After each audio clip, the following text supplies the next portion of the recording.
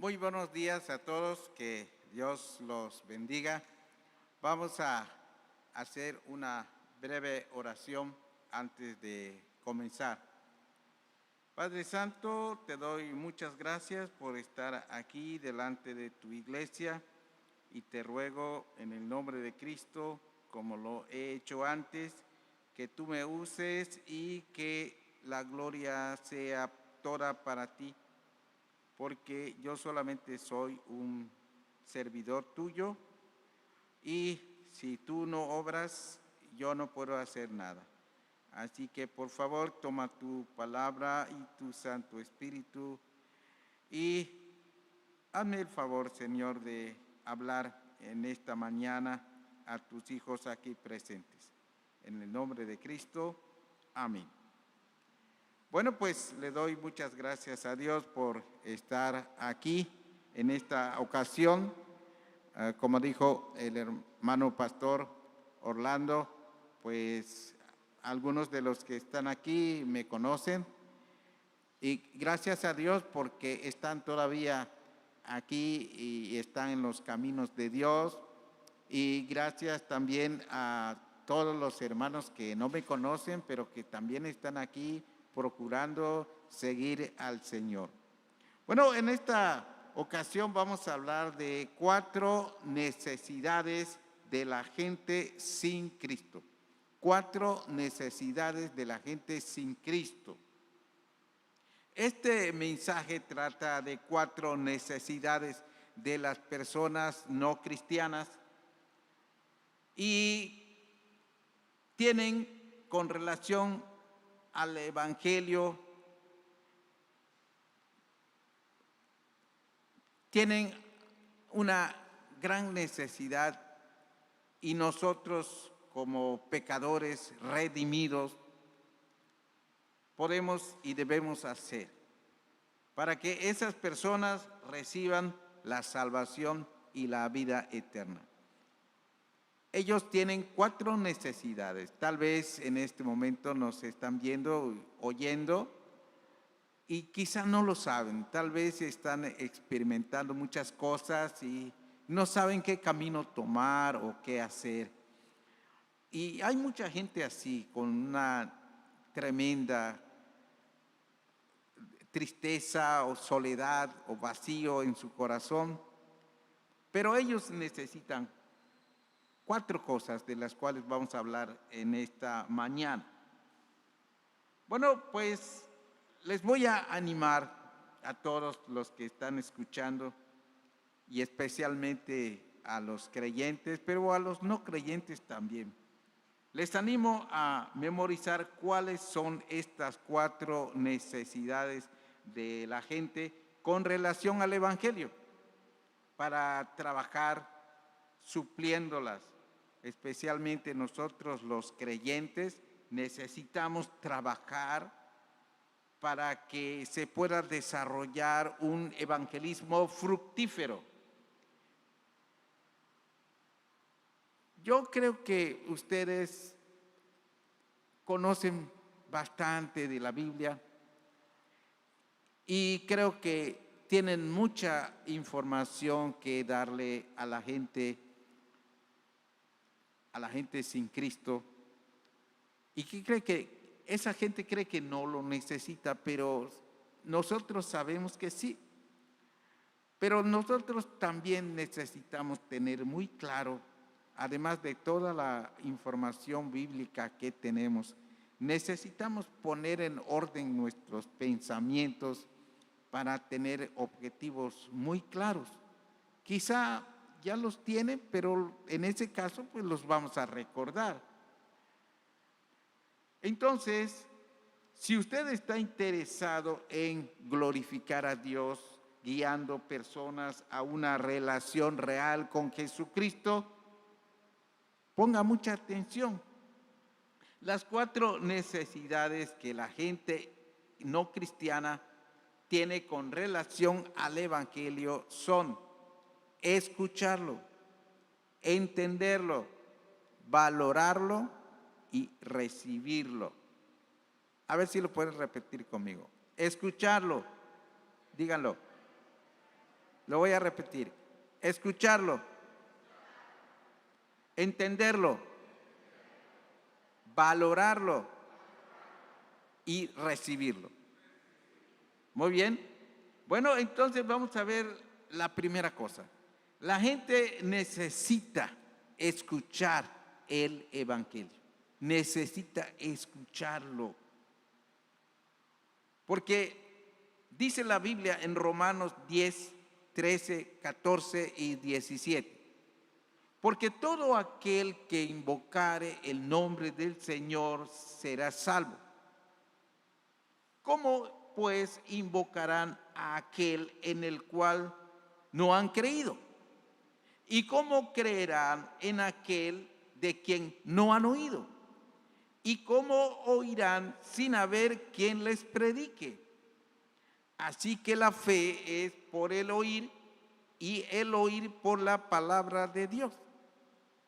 La Biblia nos está hablando con mucha lógica.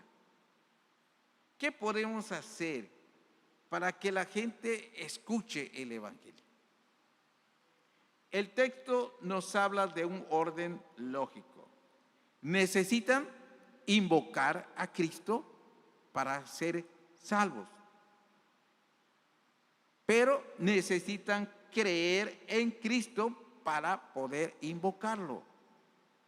Pero necesitan oír de Cristo para que puedan creer en Él y después invocarlo. Pero necesitan predicadores para poder oír de Cristo. Así que tenemos que seguir todo esto que nos dice la Biblia. Así que la gente necesita ser expuesta al Evangelio. Algunos no quieren, pero tenemos que buscar la manera de ayudarlos, porque ellos no saben de lo que se están perdiendo. Por eso no quieren oír el Evangelio. Entonces tenemos que buscar la manera de que ellos lo escuchen. Tal vez si un niño aprende un texto y lo repite delante de sus tíos o sus abuelitos, pues tal vez a nosotros no nos quieran escuchar, pero al niño sí. Y el niño va a decir la palabra de Dios. Y la palabra de Dios tiene poder. Tenemos que buscar la forma de que la gente escuche. La Biblia es muy clara. Para que la gente oiga el Evangelio, tenemos que predicarlo. Si no, ¿cómo lo van a escuchar? Hay que predicarlo. Porque diezmar es indispensable para el mantenimiento y crecimiento del Evangelio, pero no es suficiente. Alabar a Dios es indispensable para agradarle, pero tampoco es suficiente. Celebrar reuniones sociales y practicar el verdadero compañerismo es indispensable para la comunión en la iglesia, pero no es suficiente para que la gente oiga el Evangelio. Cumplir fielmente con nuestros cargos en la iglesia es indispensable, pero tampoco es suficiente. No hay nada que pueda ocupar el lugar de la proclamación del Evangelio. El texto es contundente y lo voy a repetir. Romanos 10, 13, 14 y 17. Porque todo aquel que invocare el nombre del Señor será salvo. ¿Cómo pues invocarán a aquel en el cual no han oído? ¿Y cómo creerán en aquel de quien no han oído? ¿Y cómo oirán sin haber quien les predique? Así que la fe es por el oír y el oír por la palabra de Dios. Bueno, esto es el primer punto. Ahora vamos a pasar al segundo. La gente, es cierto, necesita escuchar el Evangelio, hay que predicarlo, pero también la gente necesita entender el Evangelio. No solo escucharlo, también necesita entenderlo. Dice en Mateo 13, 19. cuando Jesús habla de la parábola del sembrador, hay una partecita ahí que dice: cuando alguno oye la palabra del reino y no la entiende, viene el malo y arrebata lo que fue sembrado en su corazón. Voy a repetir: cuando alguno oye la palabra del reino, él se está refiriendo a cuando la semilla cae en el camino. Cuando alguno oye la palabra del reino y no la entiende, viene el malo y arrebata lo que fue sembrado en su corazón. Este versículo nos habla de una persona que escuchó el evangelio y que, según lo que estudiamos antes, ya debería estar lista para creer e invocar, porque ya escuchó. Pero el problema es que entre oír y creer sucedió algo. ¿Qué sucedió? Que no entendió. ¿Y qué podemos hacer para que la gente entienda el evangelio? Pues hay algo básico que podemos hacer. Y algo básico, es muy básico, pero lo podemos hacer. Es no estorbar a los que están tratando de escuchar durante el culto o durante una clase. Porque es muy fácil distraerse. Entonces, a veces hay gente, yo creo que aquí no lo hacen, pero hay iglesias donde sí hacen, que están platicando mientras está el mensaje. Entonces la otra persona vira a ver y se distrae. Y a veces basta con un poquito que se distraiga y cuando quiere volver ya no agarra el hilo de la predicación. O también a veces se está jugando el celular o enviando mensajes en el celular o durmiendo. Y a veces hay hermanos que se están fijando en los que se están durmiendo y están esperando que se duerma, porque a veces ya saben quién se duerme, ¿no? Y entonces, o estarse durmiendo o estar observando a los que se duermen, o moviéndonos de una o de otra manera durante la predicación, levantándonos, dando una vueltecita por allá, y es muy fácil que la gente se entretenga y nosotros tenemos que quedarnos así como congelados cuando estamos escuchando el mensaje. Parece algo exagerado, pero es que el enemigo busca la manera y sin querer, porque nosotros ni cuenta nos damos, pero el diablo nos está usando para que la gente no entienda el evangelio. Pero esto es algo básico, sin embargo es importante. Ahora, otra cosa es que al enseñar o predicar debemos esforzarnos por explicar claramente la palabra de Dios.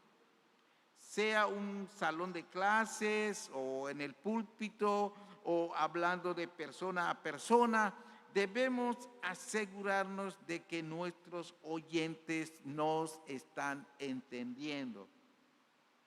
Y yo quiero preguntar ahorita, ¿me están entendiendo? Bueno, más bien me estoy explicando, porque a lo mejor ustedes sí son buenos para entender, pero yo no soy muy bueno para explicar. Bueno, el caso es que hay que preocuparse porque la gente entienda, que lo que decimos lo pueda entender hasta un niño.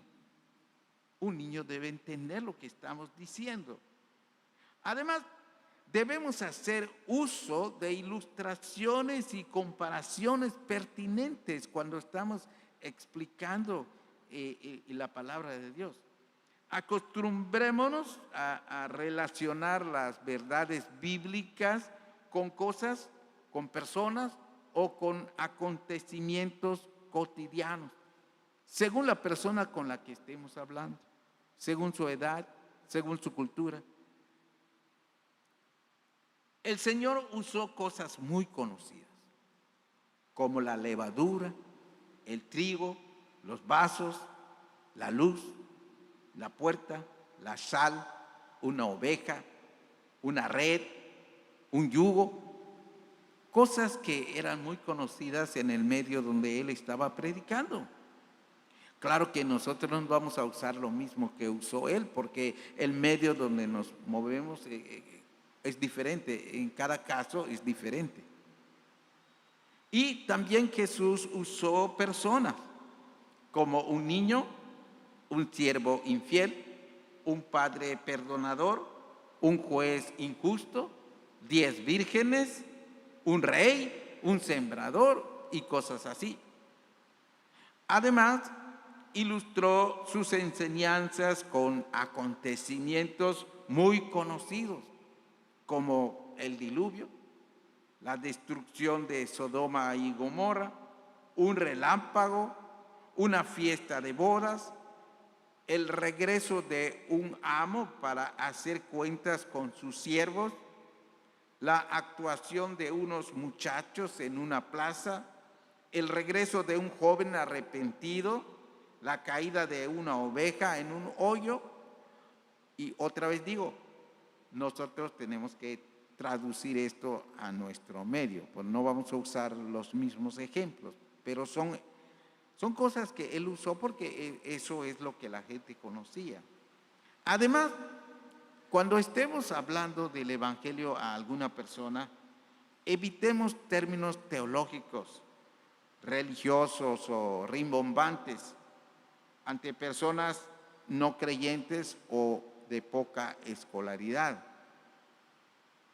Por lo general, la gente no entiende el vocabulario propio de los cristianos. O sea, nosotros tenemos un lenguaje como cristianos.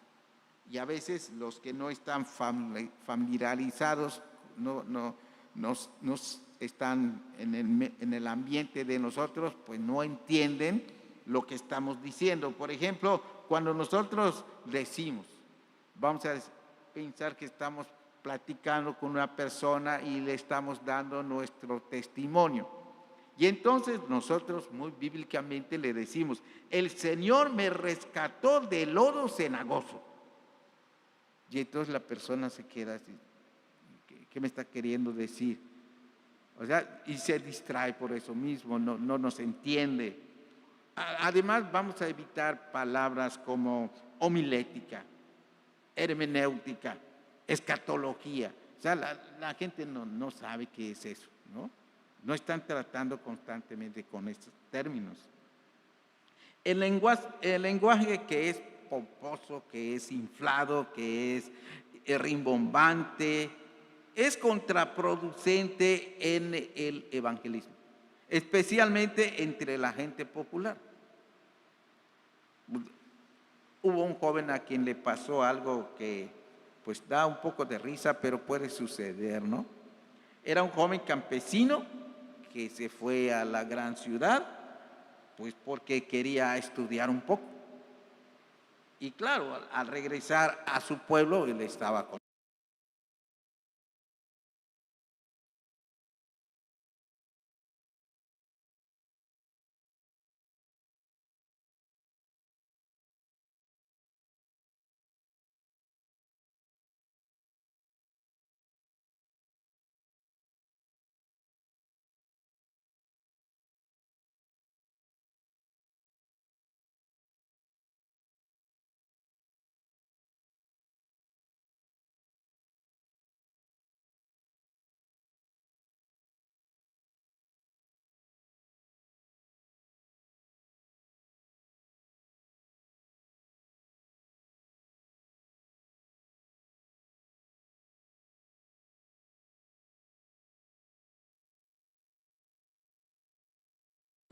el volumen. Ok, perfecto.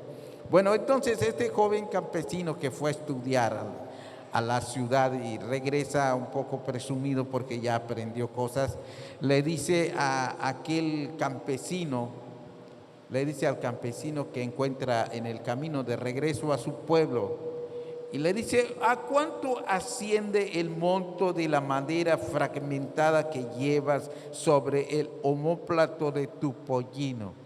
Bueno, yo lo tuve que escribir porque hasta para mí es muy dificultoso entender esto. Tal vez ustedes, si son más cultos, lo entendieron. Pero el indito no lo entendió y entonces contestó: ahora, pues tú, ¿qué te traes con esos insultos? Y entonces el joven sabiondo contesta: oh, qué ignorante. Lo trata uno con un elogio y responde con un absurdo. Y entonces dice el leñador, desenvainando su machete: pues a ti, al eloquio y al zurdo, me los echo. Y eso fue porque pues estaba hablando en términos que no le podían entender. La gente necesita entender el Evangelio. Vamos a esforzarnos en ser muy claros al proclamarlo.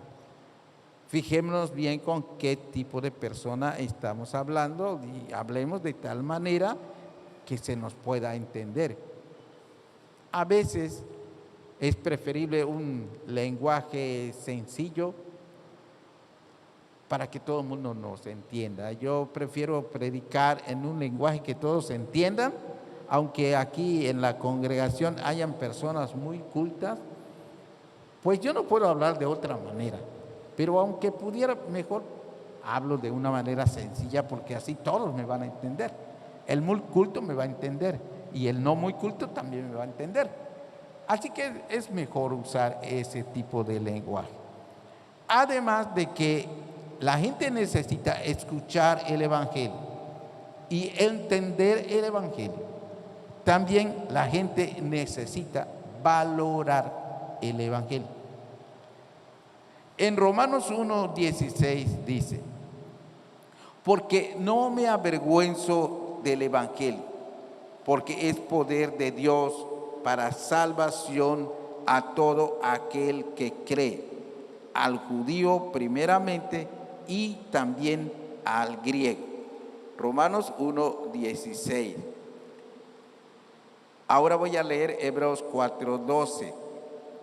Porque la palabra de Dios es viva y eficaz, y más cortante que toda espada de dos filos, y penetra hasta partir el alma y el espíritu, las coyunturas y los tuétanos, y discierne los pensamientos y las intenciones del corazón.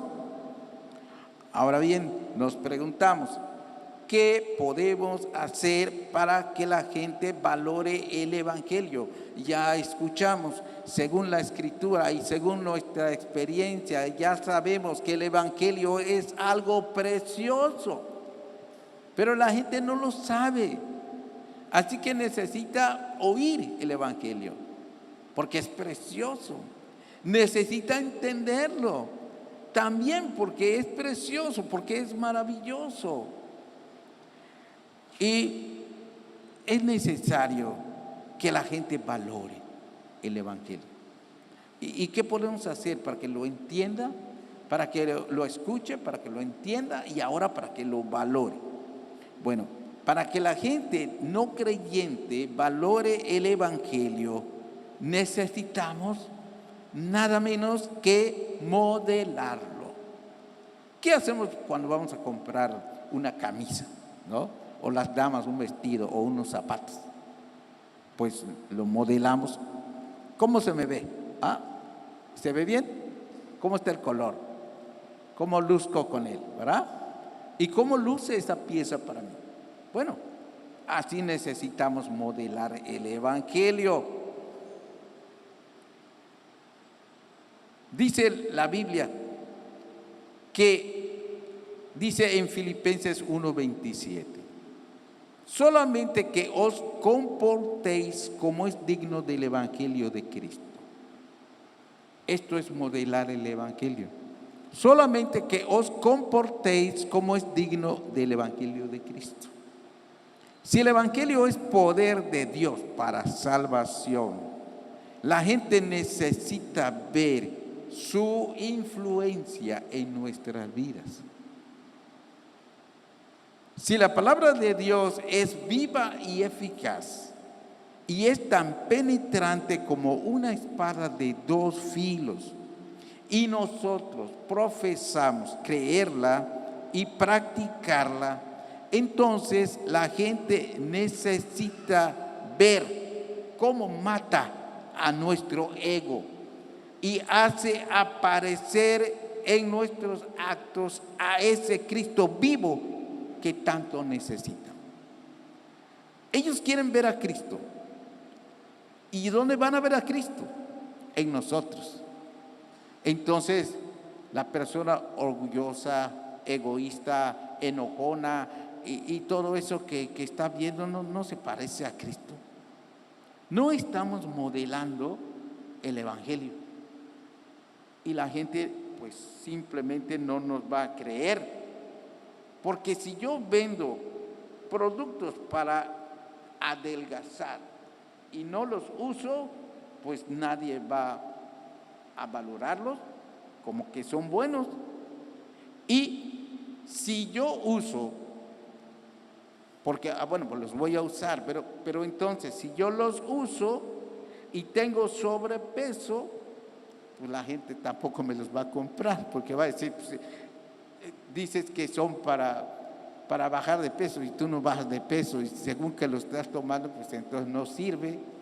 Entonces nosotros tenemos que modelar el Evangelio de tal manera que la gente se dé cuenta que sí, efectivamente, aunque el Espíritu Santo va delante de nosotros, convenciendo a la gente de que son pecadores, de que Cristo es la solución y de que hay un juicio después de la muerte, el Espíritu Santo es el que convence de pecado, de justicia y de juicio. Pero nosotros también hemos sido llamados para hacer una labor de convencimiento. O al menos eso es lo que hacía el apóstol Pablo. Dice en 2 Corintios 5:11, conociendo pues el temor del Señor, persuadimos a los hombres, pero a Dios le es manifiesto lo que somos. Y espero que también lo sea a vuestras conciencias. ¿Y qué quiere decir persuadir? Quiere decir convencer. Creo que todos, si hay alguien aquí que trabaja en ventas, sabe que no se debe a que somos muy buenos vendedores que podemos ganar comisiones. Es por la gracia de Dios. Porque aunque nos esforzáramos mucho en vender, sin la gracia de Dios no habría comisiones. Pero a que ningún vendedor dice, bueno, yo le voy a decir, pero pues, si no quiere comprar, ni modo. No. Los vendedores hacen todo lo posible porque la persona compre, aunque saben que si venden es por la gracia de Dios. No hay de qué enorgullecerse. Así que nosotros también, aunque sabemos que es la gracia de Dios la que trabaja, y es el Espíritu Santo el que convence de pecado, de justicia y de juicio, debemos hacer labor de convencimiento. Debe ser algo en nosotros el deseo de que la gente se convierta. Y debemos hacer todo lo que humanamente podemos hacer. Obviamente que si hay conversiones no nos vamos a enorgullecer, porque es por la gracia de Dios. Entonces, necesitamos hacer labor de convencimiento. Es más, necesitamos rogarles. Hay que rogarles. En 2 Corintios 5:20 dice, así que somos embajadores en nombre de Cristo, como si Dios rogase por medio de nosotros. Os rogamos en nombre de Cristo, reconciliaos con Dios. Tenemos que rogarles, no ser orgullosos. Le prediqué y ni caso me hizo, me despreció, pues ya no lo vuelvo a hablar. ¿Cómo? No, nosotros tenemos que rogarles. ¿Pero cómo rogarles? Eso ya no es digno. Pues no será digno, pero hay que hacerlo. Hay que buscar la manera de que la gente escuche el Evangelio, porque lo necesita. La gente sin Cristo, y así éramos nosotros. Hoy, por la gracia de Dios, ya no somos así, aunque todavía nos queda un poquito. Pero les decía hace un rato a los hermanos de Manantial que los señores y las personas que andan vacunando perros y gatos, pues hacen una buena labor. Pero los animalitos no lo saben y ellos tienden a arañar o a morder. Y pues tal vez se oiga ofensiva la comparación, pero así éramos todos, ¿no?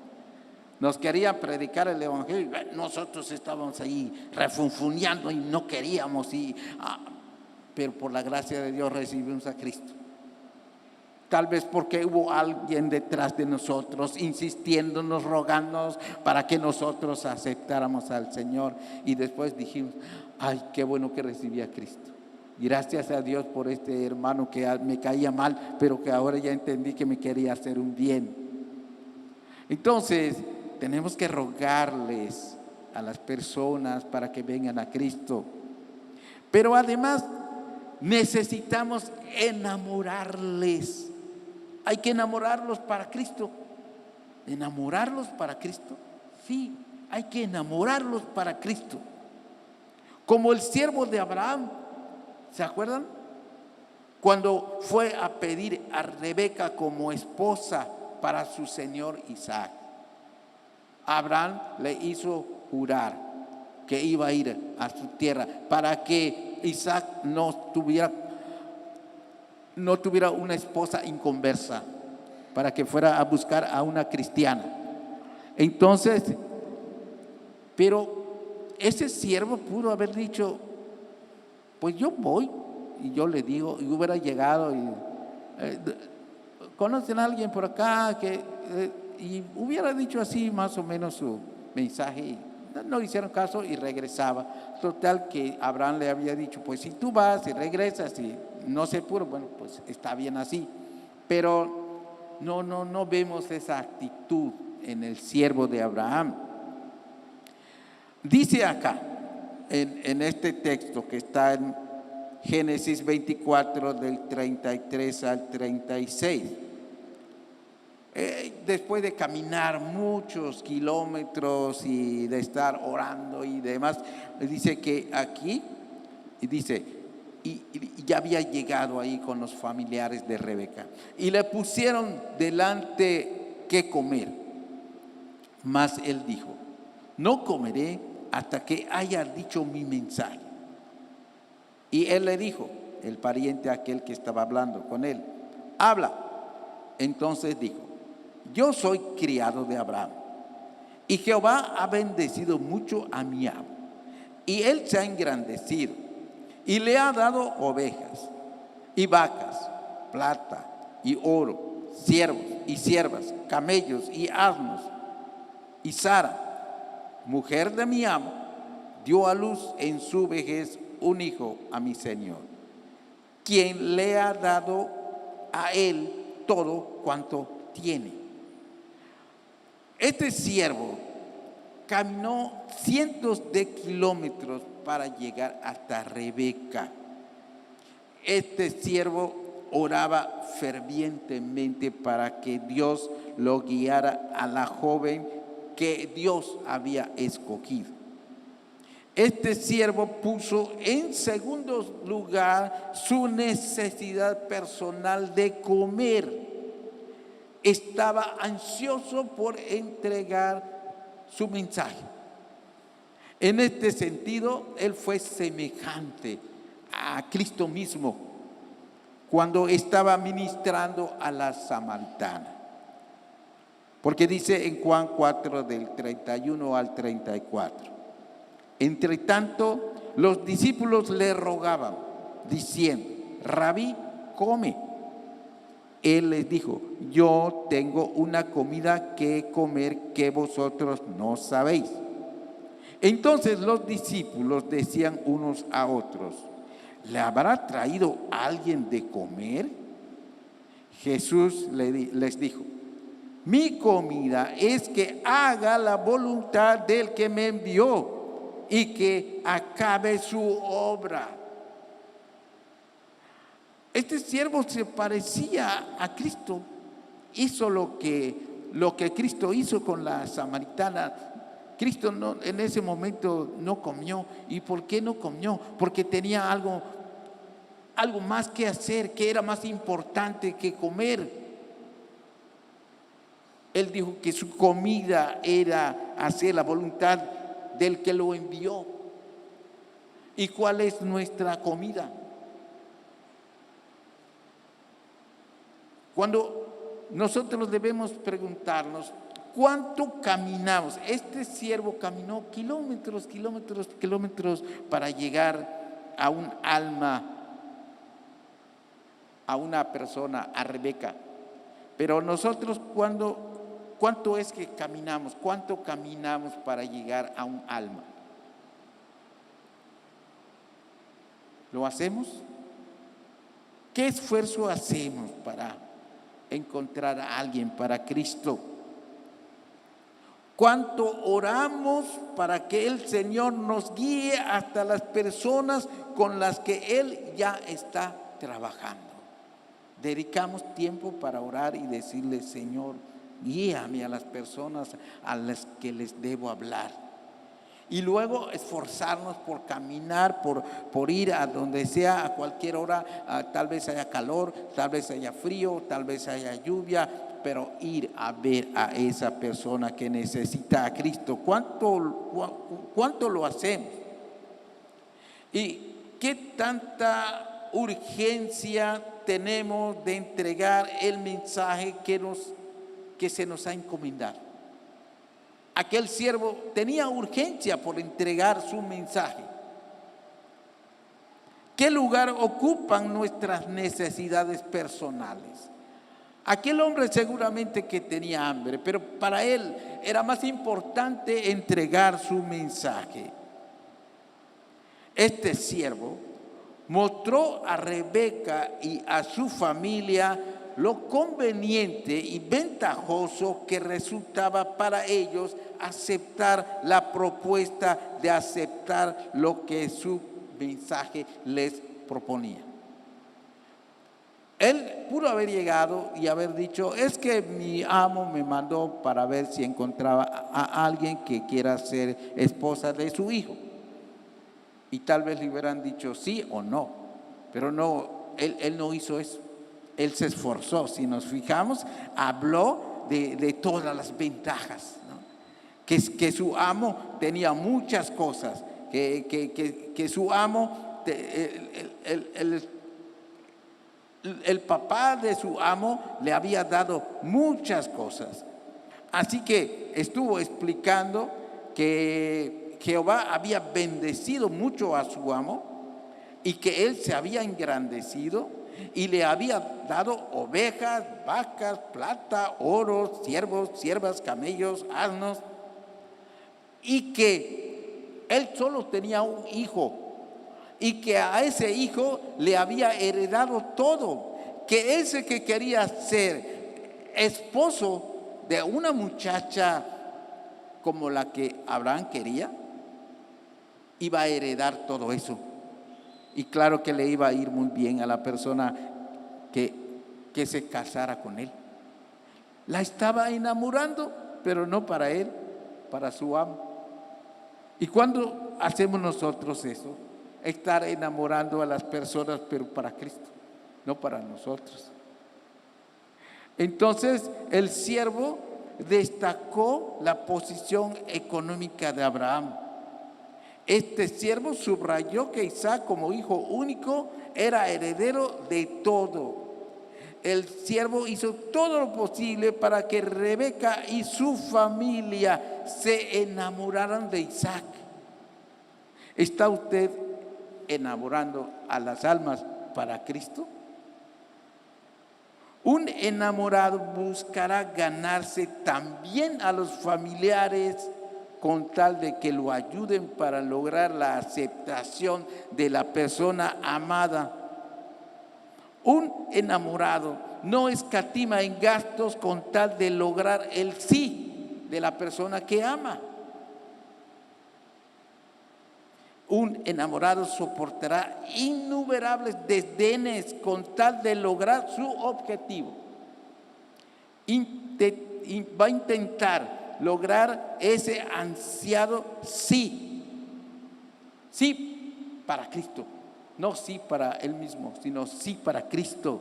Va a buscar ese sí por todos los medios posibles. Un enamorado va a gastar en flores, cartas, serenatas, visitas, va a hacer todo lo posible porque la muchacha le diga que sí. ¿Hacemos eso nosotros para que la gente diga que sí a Cristo? Sería muy importante que nosotros lo hiciéramos. Eso le alegraría mucho al Señor. Estaría muy alegre de que hagamos eso, estaría muy gozoso al Señor. Bueno, pues ya vamos a concluir. Vamos a tratar de memorizar las 4 necesidades que la gente tiene con relación al Evangelio.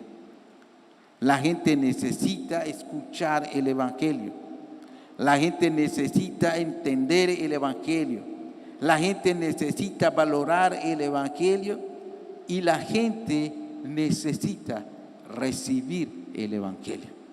Hermanos, vamos a orar para que Dios nos motive y nosotros hagamos esto que el Señor quiere.